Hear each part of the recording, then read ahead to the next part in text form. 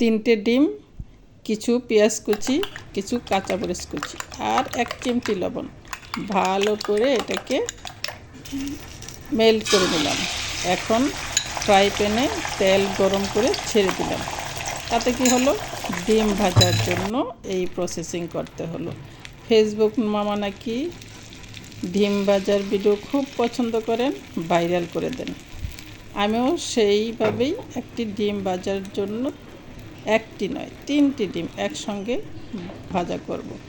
বেশ পুরো হবে, খেতেও খুব মজা হবে। এই যে দেখুন, পেঁয়াজ, কাঁচামরিচ, ডিম, লবণ দিয়ে কি সুন্দরভাবে করে নিলাম। এখন ডিম ভাজাটা 3টা ভাগ করে নেব, যেহেতু আমরা 3 জনে খাবো।